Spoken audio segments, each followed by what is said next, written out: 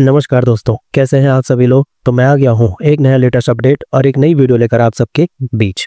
तो दोस्तों, भारत में रुपया अमेरिकी डॉलर का संबंध खासकर जब फेड मीटिंग पास हो तो बहुत ही ज़्यादा महत्वपूर्ण एवं जटिल हो जाता है।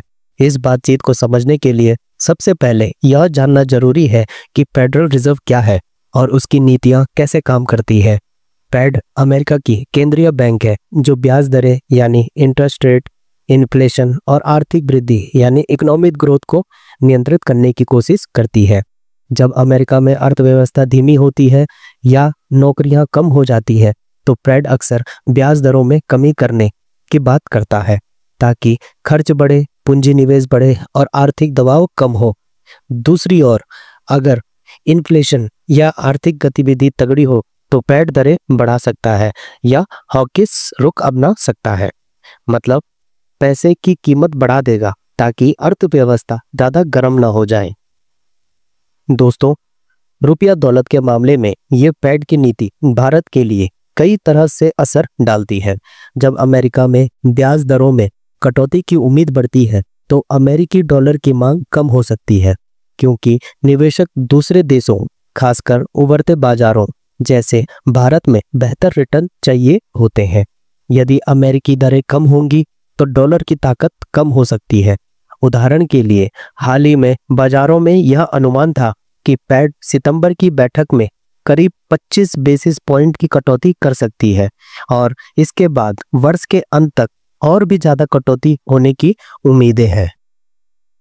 इससे भारत को कुछ सकारात्मक प्रभाव मिल सकता है। रुपये को मजबूती मिल सकती है क्योंकि डॉलर की कमजोरी से विदेशी निवेश भारत की ओर आ सकता है।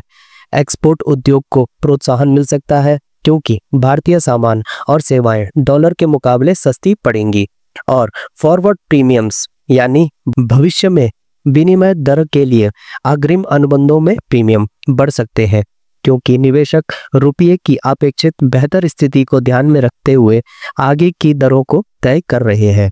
उदाहरण के लिए एक महीने के नॉन डिलीवर फॉरवर्ड में रुपये के लिए कुछ सुधार देखा गया है और फॉरवर्ड प्रीमियम 4 महीने की उच्च स्तर पर पहुंच गए हैं। लेकिन इस पूरे परिदृश्य में कुछ चुनौतियां भी हैं जिनका ध्यान देना जरूरी है। पहला, भारत को बहुत सारा डॉलर चाहिए होता है, विशेषकर इंपोर्ट्स के लिए, तेल, कच्चे माल आदि कुछ ऐसे सामान जिनकी आयात लागत डॉलर में होती है।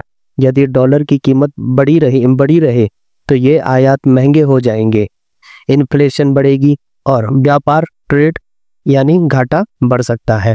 दूसरा, यदि पद की घोषणा डोविश नीति की जगह हॉकिश सिग्नल्स दे, जैसे कि दरों में कटौती न करना या भविष्य में दरें बढ़ाने की संभावना जताना, तो बाजार की उम्मीदें टूट सकती है और डॉलर फिर से मजबूत हो सकता है जिससे रुपया दबाव में आ जाएगा।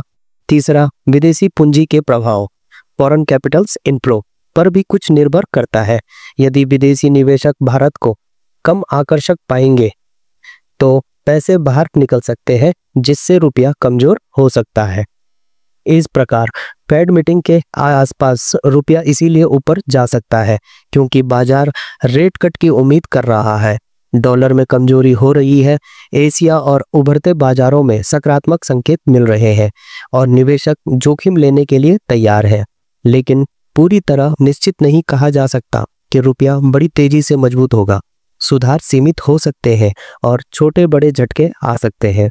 छात्रों के लिए यह जानना लाभकारी है कि मुद्राएं सिर्फ एक देश की नीतियों से नहीं चलती बल्कि वैश्विक आर्थिक डाटा जैसे अमेरिका, इन्फ्लेशन, जॉब्स का आंकड़ा, ब्याज दरें, व्यापार घाटा, तेल की कीमतें और निवेशकों के सेंटीमेंट द्वारा भी प्रभावित होती है।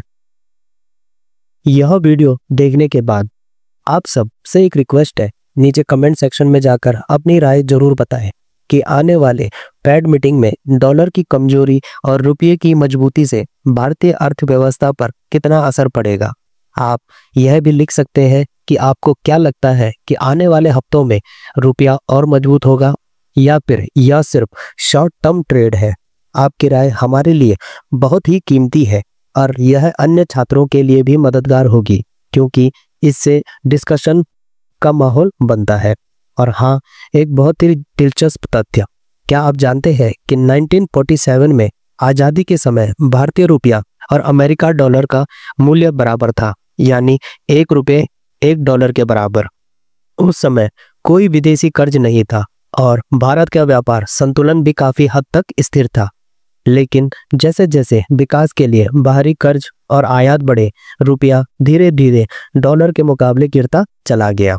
यह जानना जरूरी है क्योंकि आज जब हम रुपए की थोड़ी भी मजबूती देखते हैं तो यह हमें याद दिलाता है कि सही आर्थिक नीतियां और सही मौद्रिक फैसले रुपये को फिर से स्थिर और मजबूत बना सकते हैं। तो कमेंट में लिखना मत भूलिए, आप रुपये की इस वापसी को कैसे देखते हैं और आने वाले समय में इसका भारत की अर्थव्यवस्था और स्टूडेंट्स की तैयारी पर क्या असर होगा। तो दोस्तों, आज के लिए इतना ही। मिलता हूं मैं दोबारा एक नए लेटेस्ट अपडेट और एक नई वीडियो के साथ। तब तक जुड़े रहिए। धन्यवाद।